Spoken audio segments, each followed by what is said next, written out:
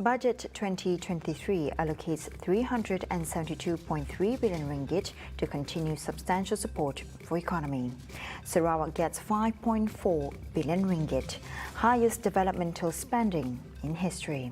Those are the headlines for tonight. You're now with me, Shah Shamato, and this is TVS Nightline.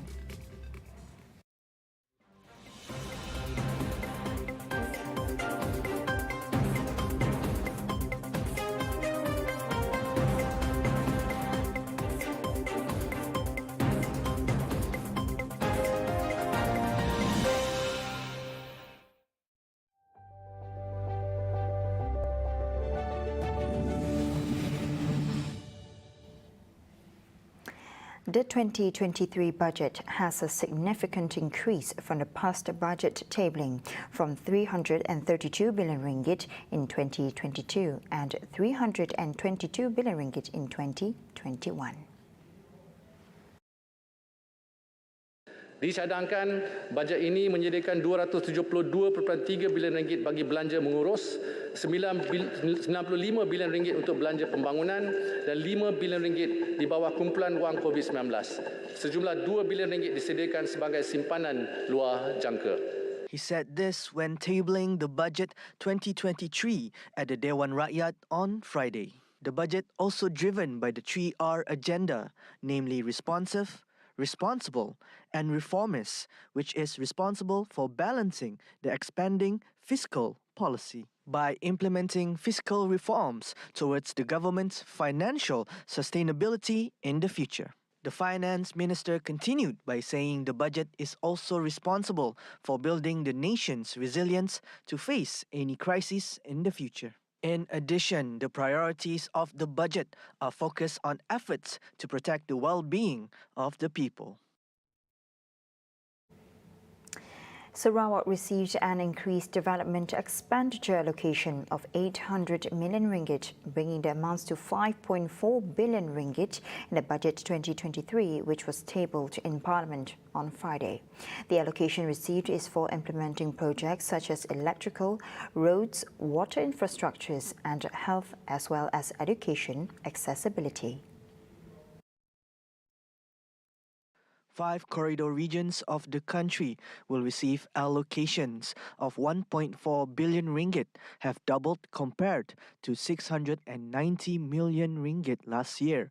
Includes the Phase 3 Samalaju water supply project in Sarawak costing 100 million ringgit.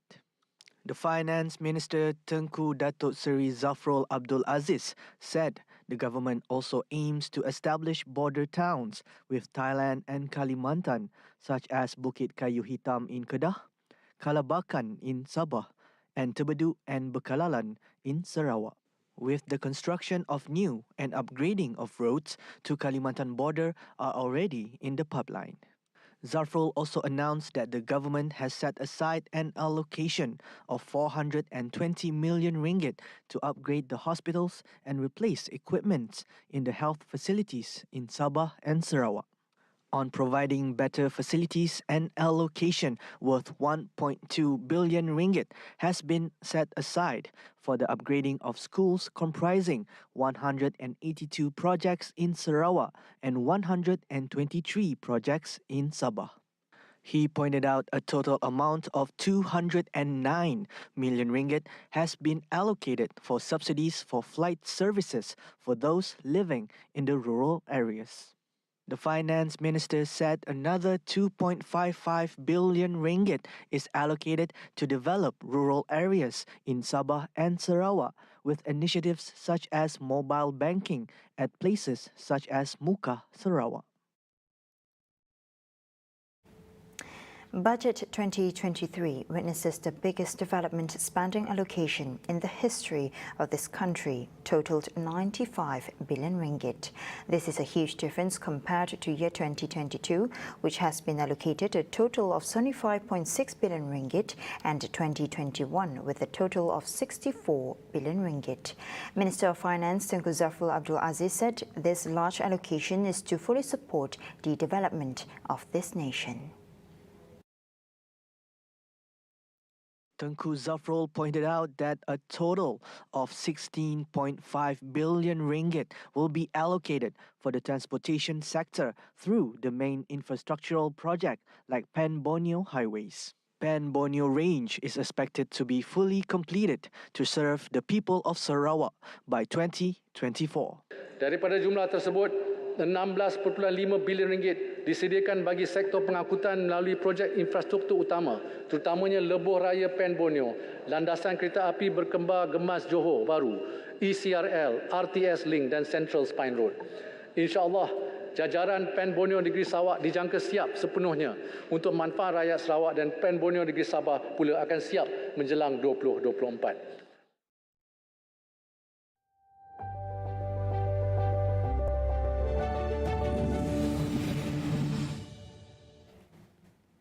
In other developments, a total of 25 border control posts will be added for the General Operations Force Immigration, Sabah East Coast Special Security Area, Malaysian Maritime Enforcement Agency APMM in Serikin, Sarawak and Lahad Datu in Sabah.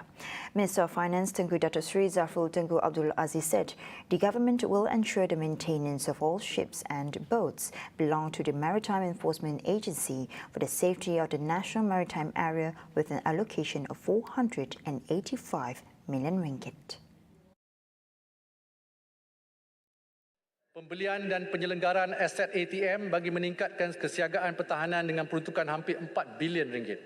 Kedua, pembelian dan penyelenggaraan aset PDRM bagi meningkatkan keselamatan dalam negeri dengan peruntukan 431 juta ringgit. Ketiga, penyelenggaraan semua kapal dan bot APMM bagi memastikan keselamatan kawasan maritim negara dengan peruntukan 485 juta ringgit. Keempat, perolehan alat pengimbas badan dan menaik taraf fasiliti 5 penjara, antaranya penjara Seremban Negeri Sembilan dengan peruntukan 18 juta ringgit. Dan kelima, penambahan 25 pos kawalan sepadan PGA, Immigration, Eskom, APMM antaranya di Serikin Sarawak dan Lahad Datu Sabah. Tengku Zafrul also said the welfare of the country's army personnel and fellow retiree will be preserved through the new initiative which will be executed next year, totaling the amount of 118 million ringgit through the maintenance of military's families' homes. Moreover, the government has allocated a total of 42 million ringgit to improve and repair PDRM housing quarters. A budget of 12.2 billion ringgit has been allocated by the federal government for the upgrade of dilapidated schools in Sabah and Sarawak.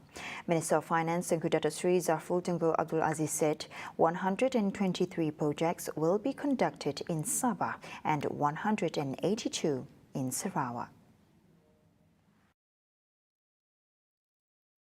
Sejumlah 1.2 bilion ringgit pula disediakan untuk menaik taraf infrastruktur sekolah daif, terutamanya bagi menggantikan bangunan kayu lama untuk keselesaan khususnya anak-anak di Sabah dan Sarawak.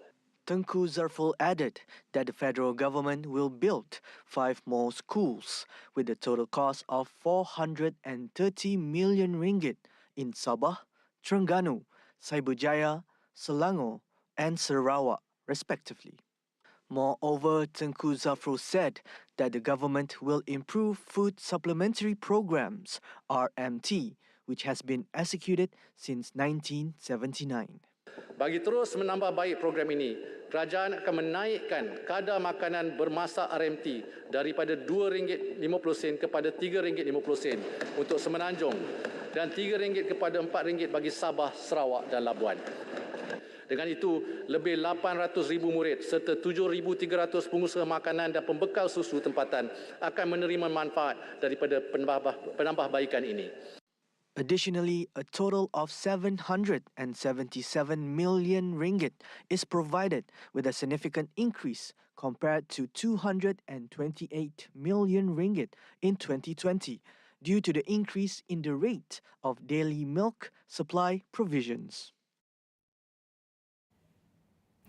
The Sarawak government will be able to have a better understanding of the federal government financial stand now that it has a representative in the Inland Revenue Board of Directors. As such, Premier Sarawak Dato' Patigi Tan Sri Abang Johari Tonopeng stands firm on its decision to elect the state's financial secretary as its representative. Saya mengucap terima kasih kepada Menteri Keuangan yang telah respon secara positif kepada kehendak Sarawak. Saya telah mengatakan bahawa orang yang kita lantik adalah profesional. Dan dari sudut negeri Sarawak, kita nak lantikkan Setiausaha Keuangan Sarawak sebagai ahli lembaga pengarah. Dan mengikut Menteri Keuangan, ia memerlukan pindaan kepada ordinan lembaga hasil dalam negeri. Dan saya yakin ini akan dibuat, bahkan sedang dilaksanakan, dan kita akan menghantar wakil kita melalui pegawai Setiausaha Keuangan Negeri, SFS. Abang Johari also added that this way, the state will obtain accurate facts and figures on national revenue and the amount of Sarawak's contribution. Apabila dalam Inland Revenue Board, setidak-tidaknya kita mengetahui facts and figures of revenue, national revenue, dan berapa pula contribution daripada state of Sarawak. Dan dari situ baru kita dapat melahirkan formula yang berpatutan reasonable bagi mereka memberi grant di bawah 112D. Kalaulah keadaan negara tidak begitu baik, you don't expect federal government to give us higher grant. Kita mesti bersama-sama. Kalau susah, sama susah. Kalau senang, sama senang. Abang Johari also pointed out that Sarawak has come out with a reasonable formula for the federal government in the issuance of the special grant as stipulated under Article 112D of the Constitution, as electing the representative will be in the spirit of the Malaysian Agreement 1963 or MA63 agenda. As the COVID-19 pandemic has badly affected the tourism sector, the government's move to allocate a total of 500 million ringgit fund to aid these industry players will benefit all parties.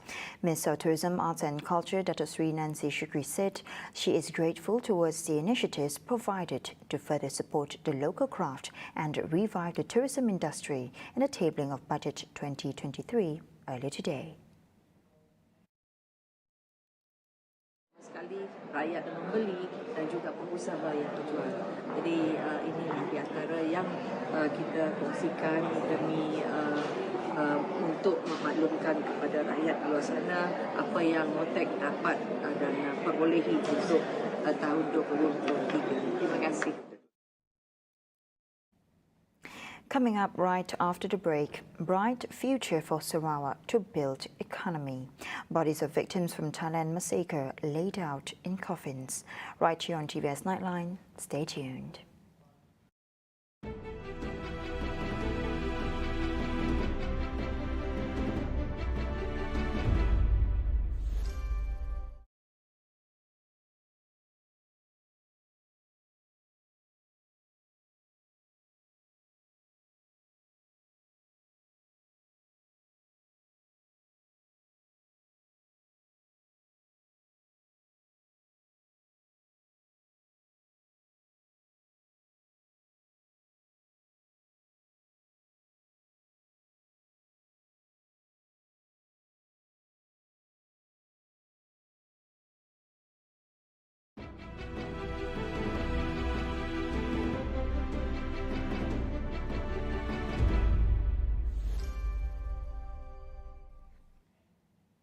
Welcome back to the Nightline.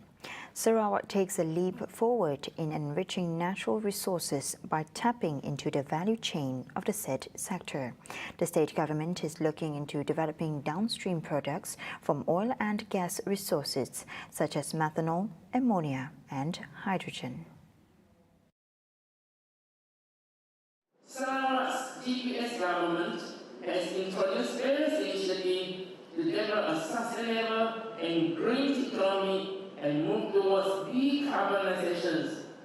The world has recognized Sarawak's efforts to develop a hydrogen economy in line with international effort to reverse climate change by the introduction of emission-free fuel.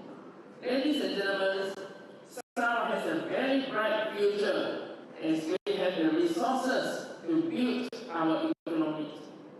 Other countries which do not have resources like Singapore can be prosperous. Why not Sarawak? Or Korea, which does not have oil and gas, but can become a major world producer of industrial chemicals. Why not Sarawak? He said this in his speech during the Unit for Other Religions Uni 4 Appreciation Ceremony in conjunction with the 86th birthday anniversary celebration of the Yang di-Pertua Negeri of Sarawak, Tun Pehin Seri Abdul Taib Mahmud in Miri. Meanwhile, he also added that the natural resources were a vital need for the state, as it will enhance the talent and spur the growth of education among Sarawakian youth to be placed as experts in the field of technology, in line with Sarawak's objective to achieve a developed state status by 2030. Therefore, in conclusion, I am glad that Uniform is taking the lead to spread the message of goodwill and unity in conjunction with the official birthday of our Raya Pertama, so that we can continue to nurture our understanding and respect each other. Congratulations and thank you to all of you present here this morning who will become our ambassadors of peace and unity in our beloved land of the Hornbill. This year, Miri will host the state-level birthday celebration of the Yang di-Pertua Negeri Sarawak, Tun Pehin Seri Abdul Taib Mahmud. Unity in diversity, a phrase no stranger to Sarawakians, as this phrase continues to be evident during the appreciation ceremony in conjunction with the 86th birthday celebration of the Yang di-Pertua Sarawak Tun Pehin Seri Abdul Taib Mahmud, organised by the Unit for Other Religions, or UNIFOR, in which Deputy Minister of Tourism, Creative Industry and Performing Arts Sarawak, Datuk Sebastian Ting, noted that Sarawakians are fortunate to be able to showcase religious harmony. Now, in this program itself, we witnessed 6 religions coming over to say prayer. First for our TYT on his 86th birthday, and also our Premier of Sarawak, and most important of all, for the people of Sarawak. These 6 faith this morning, if I may. The first one will be the Roman Catholic, and the other one Agama Baha'i, and then the third one Agama Hindu, and also Agama Christian, and Agama Taoism, and also Agama Buddha, and the last one, but not the least, Agama Sikh.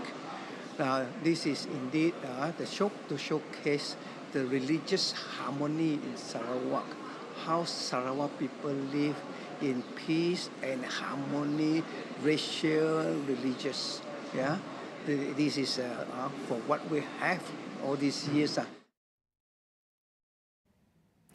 After 2 years of hiatus due to the pandemic, Lan Berambeh Anak Sarawak 2022 is making a comeback in Kuala Lumpur with the theme Post-Pandemic Sarawak Development to meet Sarawakians living abroad. The program will be participated by approximately 6,000 people from all over the peninsula and take place at the Malaysia International Trade and Exhibition Centre, Kuala Lumpur on October 15, 2022. According to the organising committee's chairman, Datuk Seri Fadilah Yusof, there are 4 important elements for the program to run, such as state agenda, dialogue session, Sarawak inspiration, and Sarawakian dinner function. Kita akan adakan pameran Dan pameran ini akan memfokuskan untuk memberi maklumat berhubung kait semua services yang ada di Sarawak akan dibawa untuk dipamerkan pada pelajar-pelajar dan anak-anak Sarawak yang berada di Kuala Lumpur, dan juga perancangan masa depan Sarawak, iaitu post-COVID development agenda Sarawak itu sendiri, yang akan dipamerkan supaya anak-anak Sarawak dapat tahu inilah perancangan negeri Sarawak dari segi pembangunan ekonominya, perancangan infranya dan sebagainya, supaya bila mereka melihat pameran itu, mereka akan sedar bahawa inilah peluang-peluang pekerjaan yang ada. Fadilah, who is also the Minister of Public Works, said the Premier of Sarawak, Datuk Patinggi Tan Sri Abang Johari Tun Openg, will participate in a town hall session with students of local universities to hear their aspirations. Di mana yang Abang Berhormat Premier akan berinteraksi dengan pelajar-pelajar kita sendiri. Apa saja pandangan. Sebab dari pengalaman yang lepas, inilah luahan pelajar-pelajar nak luahkan segala permasalahan mereka, pandangan mereka, malahan kritikan-kritikan ataupun saranan-saranan yang konstruktif pada kerajaan negeri kita. The one-day program will conclude with a dinner together with the Yang di-Pertua Tun Pehin Seri Abdul Taib Mahmud. The Lan Berambeh Festival is a symbol of unity in maintaining a holistic community as practiced by Sarawak for generations, regardless of race. Sarawak can be seen as among the pioneers of renewable energy and environmental sustainability in the region. United States Ambassador to Malaysia Brian McFeeters highly praised Sarawak's commitment and hopes that further collaborations can be established between the two governments. He expressed interests of potential collaboration in hydrogen research and sharing of technologies, while affirming the embassy's support for Sarawak's effort in combating climate crisis. How can the U.S. help? The ways that the U.S. help can be, sometimes it's government to government, like we have laboratories that do research on renewable energy, and they could and are engaging with Malaysia. And then it's also sometimes it's U.S. companies, right? U.S. companies provide technology on everything from energy efficiency to digitizing the grid to lowering the cost of renewable energy. So we're trying to make both of those sets of connections. This week was the chance to get into more detail, starting with the Premier and with Petros and with Sarawak Energy about what are Sarawak's plans. He said this when asked about his meeting with the Sarawak Premier Datuk Patinggi Tan Sri Abang Johari Tun Openg here on Thursday. On another matter, the U.S. ambassador said that the U.S. embassy has been following closely the country's political situation and prefers to stand on a neutral ground on the matter. It's very much an issue for Malaysians. We follow it with great interest, but we don't really express a view other than we work with the government of Malaysia, no matter who that government is, and we expect to have great continuity with all of our programs. He said this to the media at the round table during his visit to the Sarawak Biodiversity Centre here today. The United States Embassy to Malaysia says it remains committed to empowering the Sarawakian youth. To that end, U.S. Ambassador to Malaysia Brian McFeeters is urging young Sarawakians to apply for the programs on offer by the embassy. The United States Embassy is offering a number of programs such as the American Corner in Pustaka Negeri Sarawak, which was started in 2004, Planet US, a program started in Sarawak focusing on the climate and health of the planet, Virus Hunter, a program on COVID-19 and other viral diseases, as well as other youth exchange programs focusing on digital economy, climate change, as well as science, technology, engineering, and mathematics. According to McFeeters, 6 Sarawakian students were recently sent to the United States on one such program. We have a number of programs. One is Southeast Asia Youth Leadership Program. These all have long names, right? But we just had a program where we recruited exclusively in Sarawak and sent 6 young Sarawak students back to the United States to Northern Illinois University on a leadership program. Thus, McFeeders is urging young Sarawakians to apply for these programs, some of which have their closing dates coming up in the next few weeks. We're going to continue that. We want Sarawakians to apply to all of the embassy programs. They can find out through our social media, our Facebook page and our embassy page, and we encourage them to participate. Right. Some of them have closing dates coming up in the next few weeks, so I would urge people to look into it right away.